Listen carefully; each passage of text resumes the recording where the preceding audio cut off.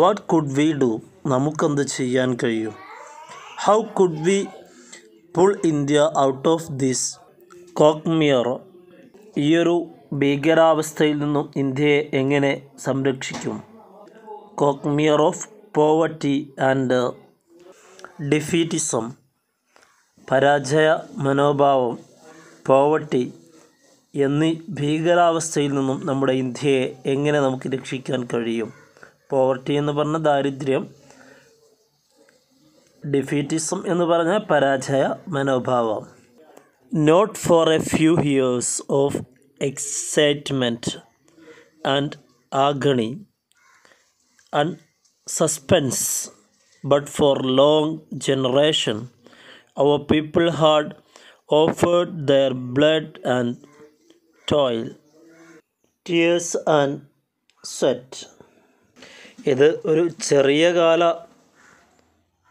നിരാശയെ മാറ്റാൻ ഉള്ളതല്ല. അഗ്നിതറ നിരാശ, സസ്പെൻസ് എന്ന് പറഞ്ഞ ഇടവേള, അല്ലെങ്കിൽ ഒരു ഇടവേളയ്ക്ക് വേണ്ടിയുള്ളതല്ല. ബട്ട് ഫോർ ലോങ് ജനറേഷൻ, ഒരുപാട് തലമുറകളായി അവർ people had offered their blood, അവരുടെ ബ്ലഡും അതേപ്രകാരം ഹാർഡ് വർക്കും അവരുടെ കണ്ണുനീരുകളും, സ്വെറ്റ് എന്ന് പറഞ്ഞാൽ വിയർപ്പും അവർ ഈ ഒരു ആവശ്യത്തിന് വേണ്ടി ഇവിടെ ചിലവഴിച്ചു. അപ്പോൾ നമ്മുടെ ഇന്ത്യക്ക് സ്ഥായിയായ രീതിയിലുള്ളൊരു വിമോചനം ആവശ്യമുണ്ട് എന്നാണ് അദ്ദേഹം പറയുന്നത്. ടോയിൽ എന്ന വേർഡിൻ്റെ അർത്ഥം ഹാർഡ് വർക്ക് ചെയ്യുക, കഠിനാധ്വാനം ചെയ്യുക എന്നൊക്കെയാണ്. And this process had eaten its way deep into the body and soul of India. ഈ ഒരു ആശയം ഇന്ത്യയുടെ മെയ്യും മനസ്സും അലിഞ്ഞു ചേർന്ന ഒന്നായിരുന്നു. Poisoning every aspect of our life, നമ്മുടെ ജീവിതത്തിൻ്റെ നിഖില മേഖലയെയും ഇത് വിഷലിപ്തമാക്കിയിരുന്നു. ഇനി ഇവിടുന്ന് അങ്ങോട്ടാണ് നമ്മുടെ ചാപ്റ്ററിൻ്റെ പ്രധാനപ്പെട്ട ഭാഗങ്ങൾ കടന്നു പോകുന്നത്. ഇങ്ങനെ കലുഷിതമായ ഒരു അന്തരീക്ഷം ഇന്ത്യയിൽ നിലനിൽക്കുമ്പോൾ ആൻഡ് ദെൻ ഗാന്ധി കെയിം, ഈ ഒരു സമയത്താണ് ഗാന്ധിജിയുടെ വരവ്. He was like A powerful current of fresh air, അദ്ദേഹം ശുദ്ധവായു പരത്തുന്ന ഒരു പ്രവാഹം പോലെയാണ് അദ്ദേഹം വന്നത്. ഇവിടെ കറണ്ട് എന്ന് ഉദ്ദേശിച്ചത് ഒഴുക്ക് എന്നാണ് ഉപയോഗിക്കാറ്. നമ്മുടെ ജലം, കാറ്റ്, ഇതിൻ്റെയൊക്കെ ഒഴുക്കിനാണ് കറണ്ട് എന്ന് പറയാറ്. ഒരുപക്ഷെ ജലത്തിൽ നിന്ന് കറണ്ട് ഉൽപ്പാദിപ്പിക്കുന്നത് കൊണ്ടാവാം നമ്മുടെ വീട്ടിലൊക്കെ വൈദ്യുതി നിലച്ചാൽ പഴയ രക്ഷിതാക്കൾ അല്ലെങ്കിൽ വല്യമ്മമാരൊക്കെ പറയാറുണ്ട്, കറണ്ട് പോയില്ലേ. That make us stretch ourselves and keep deep breaths. ഗാന്ധിയുടെ ആ വരവ് അത് നമുക്ക് റിലാക്സ് നൽകുന്നതും നമുക്ക് ധൈര്യസമേതം, ഒരാളെ പേടിച്ചിരിക്കുന്ന സമയത്ത് നാം നമ്മുടെ ശ്വാസമൊക്കെ അടക്കി പിടിച്ചിരിക്കായിരിക്കും അല്ലേ. അപ്പം അത്തരം ഒരു ബിഹേവിയറിൽ നിന്ന് മാറി പേടിയൊക്കെ പോകുമ്പോൾ ശ്വാസമൊക്കെ നയിച്ച് സാധാ നോർമൽ സ്റ്റേജിലേക്ക് നാം എത്തും. അതാണ് ഇവിടെ അങ്ങനെ ഉപയോഗിച്ചിട്ടുള്ളത്. ഇനി ഇവിടുന്ന് അങ്ങോട്ടൊക്കെ ഗാന്ധിയുടെ ആഗമനത്തെ പറ്റിയിട്ടുള്ള വർണ്ണനകളാണ് കാണുന്നത്. ഗാന്ധിയുടെ ആഗമനം like a beam of light that pierced the darkness and remove the scales from our eyes. ഗാന്ധിയുടെ ആഗമനം ഇരുട്ടിനെ ആഴ്ന്നിറക്കി വെളിച്ചമാക്കുന്ന ഒരു പ്രകാശം പോലെയായിരുന്നു.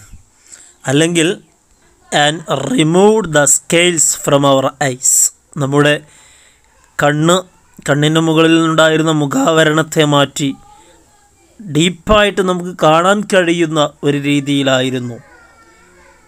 പിന്നെ അദ്ദേഹം എന്തുപോലെയായിരുന്നു? ലൈക്ക് എ വാൾവിൻഡ്, ഒരു ചുഴലിക്കാറ്റ് പോലെയായിരുന്നു. ദാറ്റ് അപ്സെറ്റ് മെനി തിങ്സ്, നിരവധി കാര്യങ്ങളെ ഇളക്കി മറിച്ച കൊടുങ്കാറ്റ് പോലെയായിരുന്നു അദ്ദേഹം. ബട്ട് മോസ്റ്റ് ഓഫ് ആൾ, ഇങ്ങനെ അദ്ദേഹം ഇളക്കി മറിച്ചതിൽ കൂടുതലായും അദ്ദേഹം ചെയ്തത് എന്തായിരുന്നു? The working of people's minds. നിത്യ ഉപാധിക്ക് വേണ്ടി, ജീവിതോപാധിക്ക് വേണ്ടി വർക്ക് ചെയ്യുന്ന ആളുകളുടെ മനസ്സിനെയാണ് അദ്ദേഹം മാറ്റിമറിച്ചത്. He did not descend from the top. അദ്ദേഹം ആകാശത്തു നിന്ന് പൊട്ടി വീണതല്ല, അതായത് ആകാശത്ത് നിന്ന് ഇറക്കപ്പെട്ട ആളല്ല, ഒരു മാലാക്കയല്ല, സൂപ്പർ നാച്ചുറൽ പവറുള്ള ഒരാളല്ല എന്ന് കാണിക്കാൻ വേണ്ടിയിട്ടാണ് അങ്ങനെ പറഞ്ഞത്. പിന്നെ അദ്ദേഹം ആരായിരുന്നു? He seemed to emerge from the millions of India. ഇന്ത്യയിലെ മില്യൺ കണക്കിന് ആളുകളുടെ ഇടയിൽ നിന്നും അവതരിച്ച വ്യക്തിത്വമായിരുന്നു. സ്പീക്കിംഗ് ദെയർ ലാംഗ്വേജ്, അവരുടെ ഭാഷ സംസാരിച്ച് അവർക്കിടയിൽ ജീവിച്ച ഒരാളായിരുന്നു. അദ്ദേഹവും ഒരു ഇന്ത്യക്കാരനായിരുന്നു. Get off the backs of these peasants and workers. ഈ പാവപ്പെട്ട ജനങ്ങളെയും വർക്കേഴ്സിനെയും ചൂഷണം ചെയ്യുന്നത് നിങ്ങൾ ഒഴിവാക്കുക. ഹി ടോൾഡ് അസ്, അദ്ദേഹം നമ്മോട് പറയുന്നു, all of you who live by their exploitation. അവരെ ചൂഷണം ചെയ്യുന്ന എല്ലാവരോടും കൂടിയിട്ടാണ് അദ്ദേഹം പറയുന്നത്. Get rid of the system that produce this poverty and misery. ദാരിദ്ര്യവും നിരാശയും ഉണ്ടാക്കുന്ന ഇത്തരം സിസ്റ്റങ്ങളൊക്കെ ഒഴിവാക്കണം. ഗെറ്റ് റൈഡ് ഓഫ് സംതിങ് എന്ന് പറഞ്ഞാൽ വസ്തു ഒഴിവാക്കുക എന്നാണ് അർത്ഥം വരിക. Political freedom took a new shape then and acquired a new content. ആ സമയത്ത് രാഷ്ട്രീയ സ്വാതന്ത്ര്യത്തിന് ഒരു രൂപവും ഭാവവും ലഭിച്ചു എന്ന് നമുക്ക് അതിനെ ചുരുക്കി പറയാം. Much that he said we only partially accepted or some time did not accept at all. അദ്ദേഹം പറഞ്ഞത് മുഴുവത്തിനെയും നാം ഭാഗികമായിട്ടേ സ്വീകരിച്ചുള്ളൂ.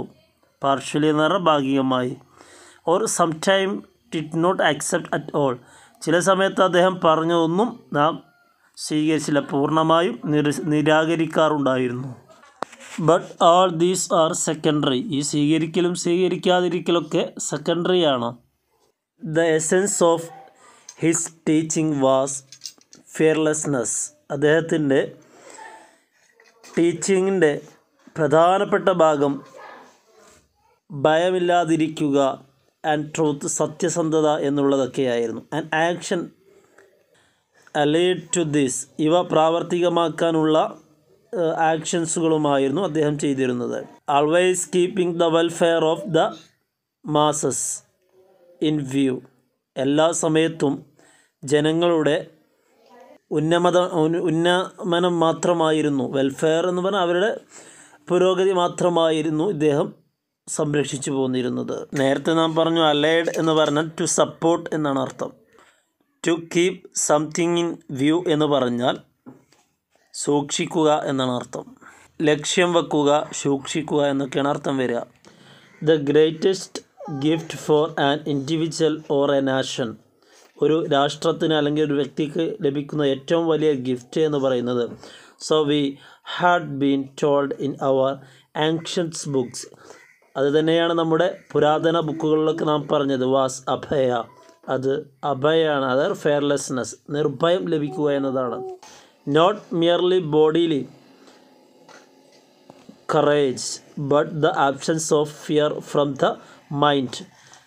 ബോഡിയിൽ മാത്രം നിർഭയം എന്ന് മാത്രമല്ല, മനസ്സിൽ നിന്ന് തന്നെ ആ നിർഭയത്തെ വരുത്തി വെക്കുക. ഇതായിരുന്നു ഗാന്ധിജി നമുക്ക് ചെയ്തു തന്നിരുന്നത്. The dominant impulse in India under British rule was that of fear. British ഭരണകാലത്ത് ഇന്ത്യയുടെ ജനങ്ങൾ അവർ അഭിമുഖീകരിച്ചിരുന്ന പ്രധാന കാരണം ഭയം എന്നുള്ളത് അത് ഫിയർ ആയിരുന്നു. പാസീവ്, ഒബ്രസിങ്, സ്ട്രാംഗ്ലിങ്. പാസീവ് എന്ന് പറഞ്ഞാൽ എല്ലായിടത്തുമുള്ള ഭയം, എല്ലായിടത്തും ഭയമായിരുന്നു. ഒബ്സർവിങ് എന്ന് പറഞ്ഞാൽ അടിച്ചമർത്തലായിരുന്നു. സ്ട്രാംഗ്ലിങ് എന്ന് പറഞ്ഞാൽ നെരുക്കിക്കൊല്ലുക, ശ്വാസം മുട്ടിച്ച് കൊള്ളുക. ഈ ഒരു പേടിയായിരുന്നു എല്ലാവർക്കും ഉണ്ടായിരുന്നത്. ഫിയർ ഓഫ് ദ ആർമി, ആർമിനെ പേടി. അതേമാതിരി ദ പോലീസ്, പോലീസിനെ പേടി. The wide spread secret service. Wide spread secret service എന്ന് പറഞ്ഞാൽ ചാരപ്പണി ചെയ്യുക. സ്വന്തം സുഹൃത്തുക്കൾ വരെ ബ്രിട്ടീഷുകാരുടെ ചാരന്മാരാണോ എന്ന് അവർ സംശയിച്ചിരുന്നു.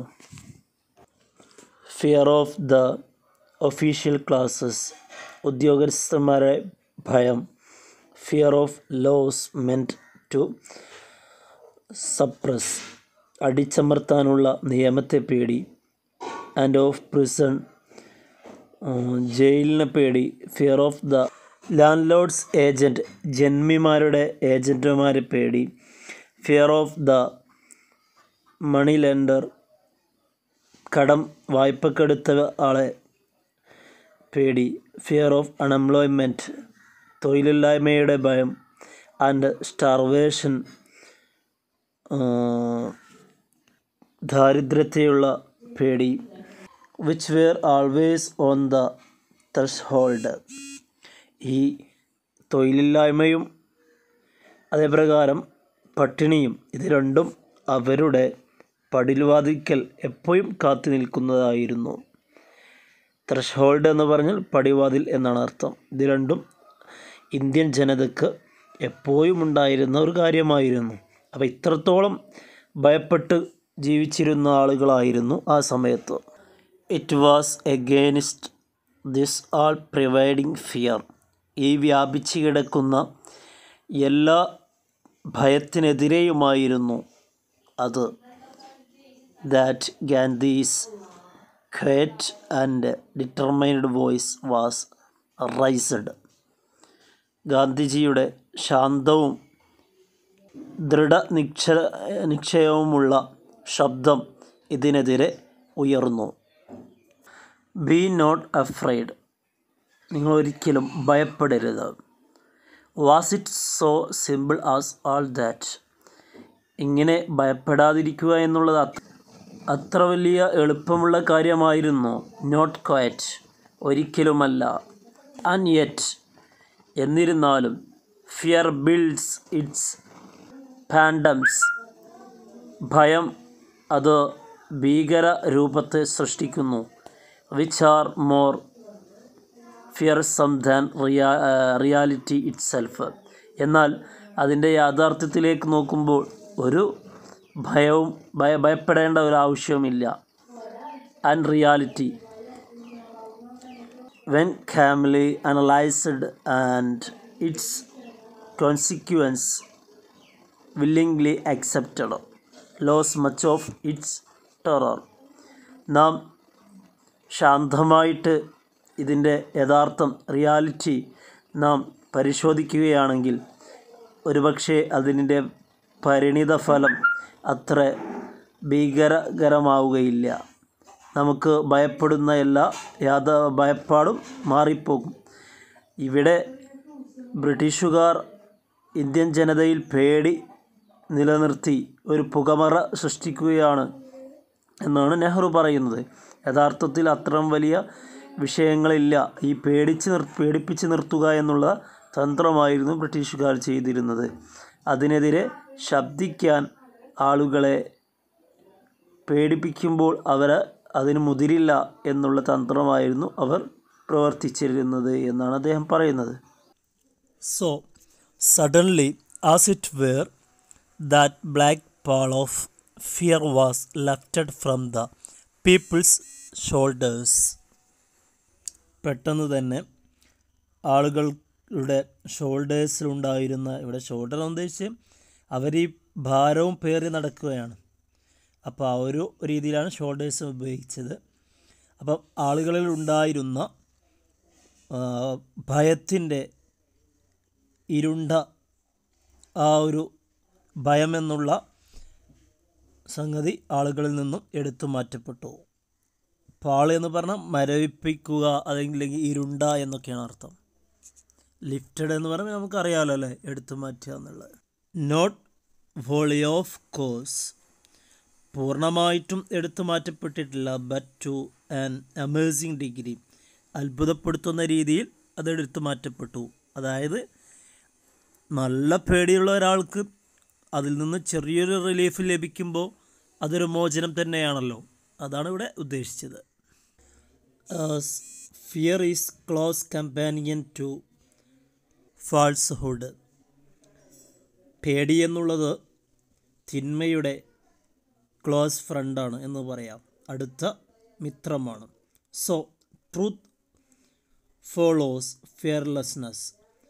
അതുകൊണ്ട് തന്നെ സത്യം അത് നിർഭയത്തെ ഫോളോ ചെയ്യുന്നു. അപ്പോൾ ഭയമില്ലെങ്കിൽ പിന്നെ അവിടെ കളവ് പറയേണ്ടതോ അല്ലെങ്കിൽ അതുപ്രകാരമുള്ള വഞ്ചന ചെയ്യേണ്ടതോ ആയിട്ടുള്ള ഒരു പ്രതിസന്ധി അല്ലെങ്കിൽ അതുപോലത്തെ ഒരു അവസ്ഥ വരികയില്ല എന്നാണ് പറയുന്നത്.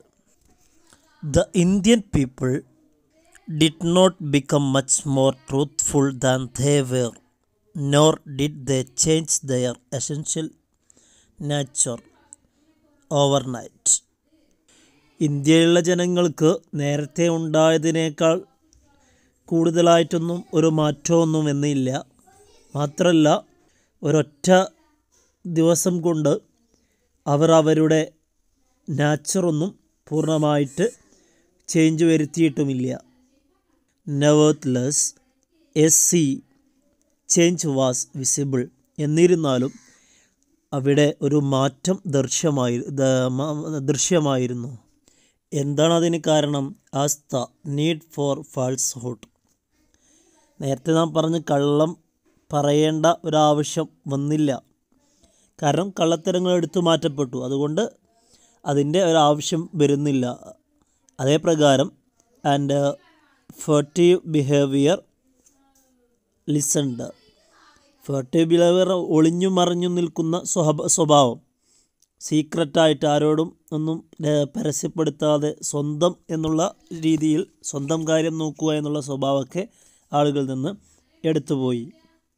It was a psychological change. അതൊരു മനഃശാസ്ത്രപരമായ മാറ്റമായിരുന്നു. Almost as if some expert in psychoanalytical methods had probed deep into the person's past, found out the origin of his complex, exposed them in his view, and thus rid him of that burden. ഒരു psycho analytical methods, അതായത് നല്ലൊരു എക്സ്പേർട്ടായ മാനസികമായി പിരിമുറുക്കം നേടിയെടുത്ത ഒരാളെ counselling ചെയ്തുകൊണ്ട് അദ്ദേഹത്തിൻ്റെ പാസ്റ്റിൽ സംഭവിച്ച കാര്യങ്ങളെയൊക്കെ കണ്ടുപിടിച്ച് അങ്ങനെ അദ്ദേഹത്തിൻ്റെ പ്രശ്നം, അതിൻ്റെ ഉത്ഭവം തിരിച്ചറിയുകയും ആ ഉത്ഭവം അദ്ദേഹത്തോട് തുറന്നു പറഞ്ഞ് അദ്ദേഹത്തിനെ ആ ഒരു ഭയത്തിൽ നിന്നും രക്ഷിക്കുന്നു. ഇതാണ് യഥാർത്ഥത്തിൽ ഒരു കൗൺസിലർ ചെയ്യുന്നത്. എന്നാൽ ഈ ഒരു കൗൺസിലറിൻ്റെ ദൗത്യം പോലെയാണ് ഗാന്ധിജി ഇന്ത്യയെ ചെയ്തത്. പ്രോബഡ് എന്ന് പറഞ്ഞാൽ എക്സാമിഡ് എന്ന് പറഞ്ഞാൽ എക്സാമിനേഷൻ ചെയ്യുക എന്ന് പറഞ്ഞാൽ, ഒറിജിൻസ് എന്ന് പറഞ്ഞാൽ ഉറവിടം എന്നാണ് അർത്ഥം. There was the psychological reaction. നേരത്തെ നാം പറഞ്ഞ ഒരു സൈക്കോളജിക്കൽ ചേഞ്ചാണെന്ന്. അപ്പോൾ അവിടെ ഒരു സൈക്കോളജിക്കലായിട്ടുള്ള മനഃശാസ്ത്രപരമായിട്ടുള്ള റിയാക്ഷൻ തന്നെ വന്നു. A feeling of shame at our long submission to an alien rule that had degraded and humiliated us. ദീർഘകാലം വൈദേശിക ഭരണത്തിന് കീഴിലായി എന്നുള്ള ഒരു ഷെയിംകേട്, അതേപ്രകാരം ഒരു താഴ്ത്തലും നമുക്കുണ്ടായിരുന്നു. അതൊക്കെ എന്തായി? ഇത് മുഖേന ഉണ്ടായതാണ്. And a desire to submit no longer. ഇനി ഒരാൾക്കും നാം അടിയറ വെക്കുകയില്ല എന്നുള്ള ഒരു ഉറച്ച തീരുമാനവുമുണ്ടായി. അപ്പം അലൈൻ എന്ന് പറഞ്ഞാൽ വൈദേശിക ഭരണം എന്നാണ് അർത്ഥം. ഡിഗ്രേറ്റഡ് എന്ന് പറഞ്ഞാൽ തരം താഴ്ത്തപ്പെടുക. ഡിസയർ എന്ന് പറഞ്ഞാൽ ഉറച്ച തീരുമാനം എന്നാണ് അർത്ഥം. Whatever the consequence might be, അതിൻ്റെ പരിണിതഫലം എന്തുമാവട്ടെ. We did not grow much more truthful perhaps that we had been previously. നേരത്തെ നാം പറഞ്ഞതുപോലെ ഇനി ഒരു അധിനിവേശത്തിന് അല്ലെങ്കിൽ ഇനിയൊരു വൈദേശിക ഭരണത്തിന് നാം ഒരിക്കലും കൂട്ടുനിൽക്കുകയില്ല എന്നുള്ള രീതിയിലുള്ള പരാമർശം തന്നെയാണത്.